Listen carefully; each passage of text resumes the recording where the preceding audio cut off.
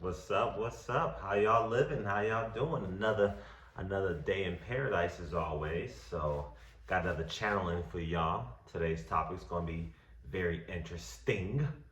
It's called How to Deal with a Narcissist. That's what we're gonna talk about today. That's the question that just dropped in with me today, or actually it dropped in yesterday. It's like I'm doing a series where, to be honest, y'all, Spirit is really guiding this whole entire thing. This whole entire series, Spirit's guiding it. I live my life, doing my thing, mind my business, mind my own business. All of a sudden, boom, Spirit drops said we're gonna talk about video on this. Next day video on this. So every one of these topics are completely Spirit led.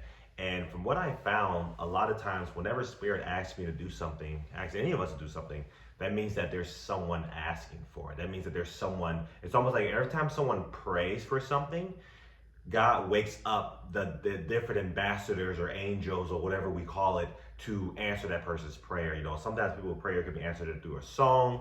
Someone's prayer could be answered through a book. It could be answered through speaking, answered through videos like these.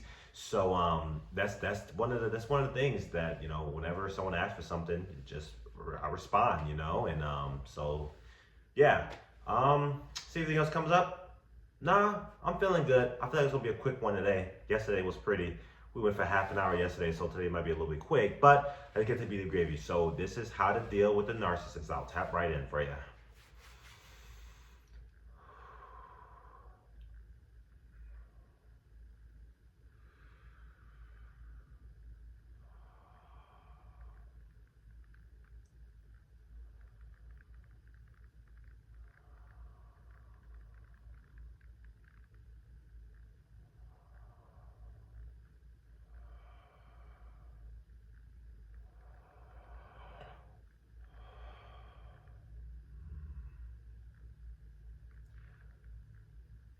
We are grateful to be here with all of you tuning in for this divine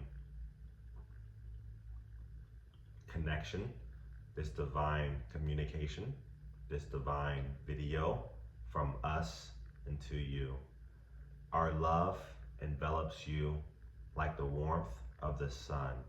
It caresses you, it sustains life, it warms you, and if you magnify it, it can sting a little bit. It can burn a little bit. Because that is what love does. Love has characteristics that can hit all of the spectrums. Even if that little burn is necessary to wake you up and make a shift in your reality.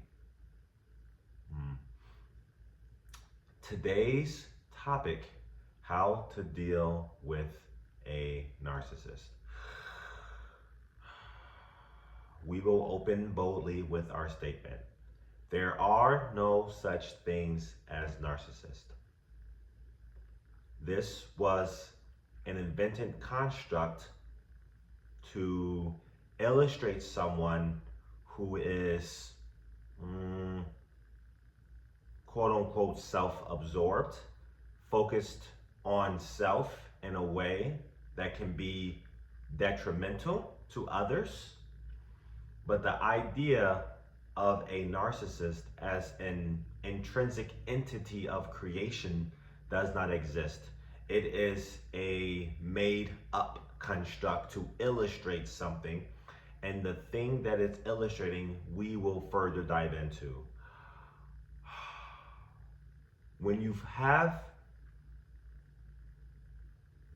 have someone who is hyper focused on themselves in a way that can be perceived as delusional to others, view it as someone with a wound, and they're doing whatever they can to heal and tend to that wound.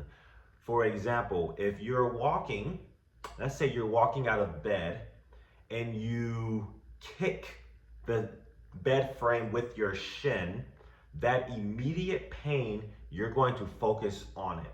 Now, if someone says, hey, I'm making pancakes, as long as the pain is there, you don't hear the pancakes. You hear, my shin really hurts. I'm in pain right now. I need to tend to this. I need to focus on this.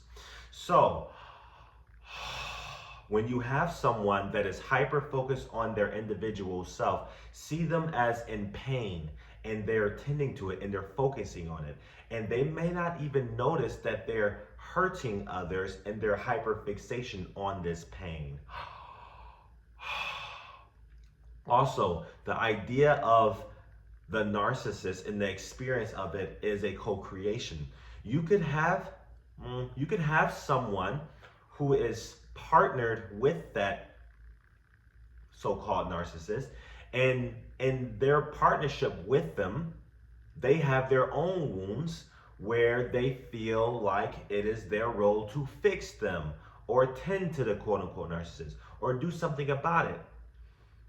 They may have a wound that says, if I can heal this person, then I'm worthy of love.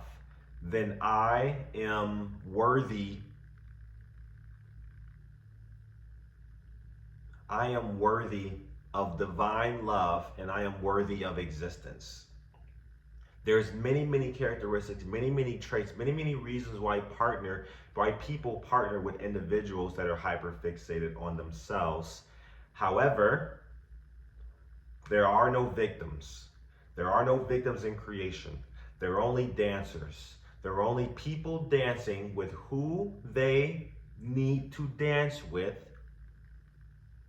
to help them on their journey on finding their individual selves.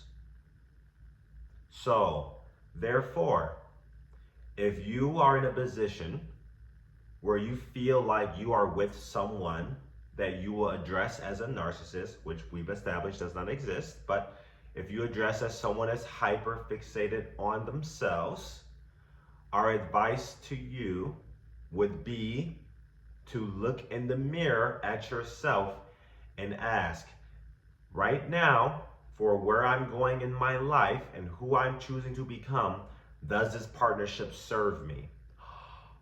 But then comes the response, but I don't want to leave them. I don't want to abandon them. I don't want to hurt them.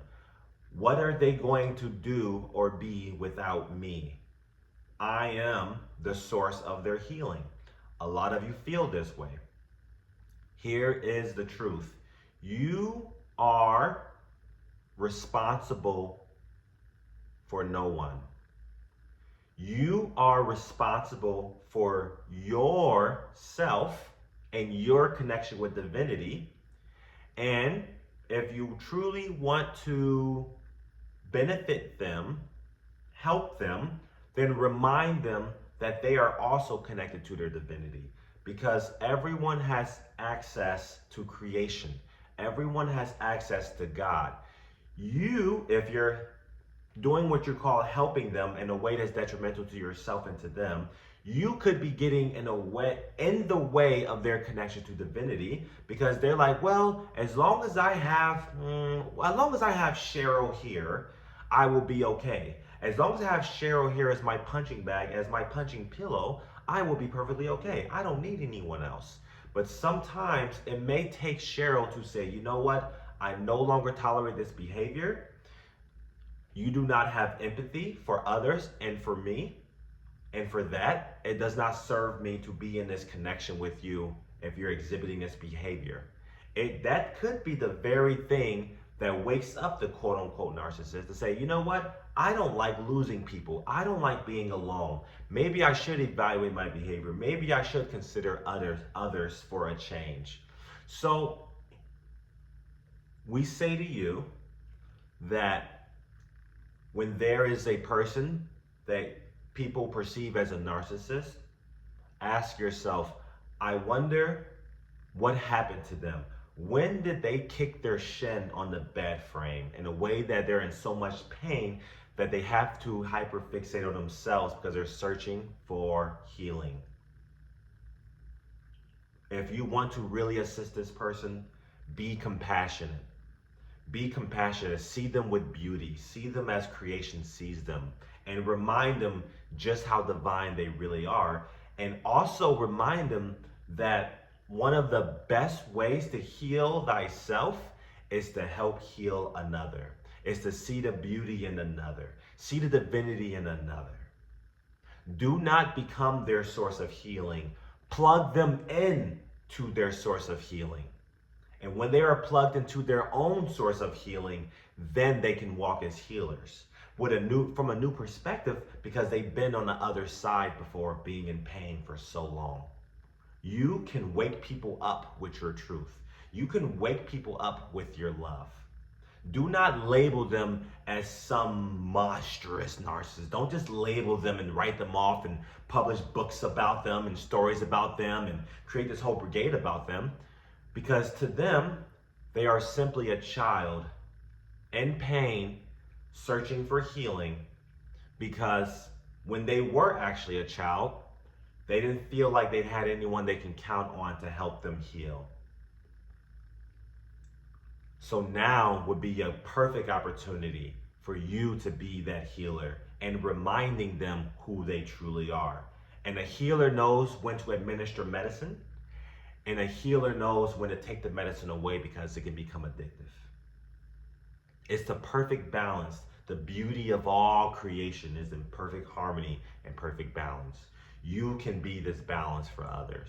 For you are balance, you are harmony, you are love, you are divine. And we love you with all of our heart and all of our love. You are an angel amongst this land. Amen.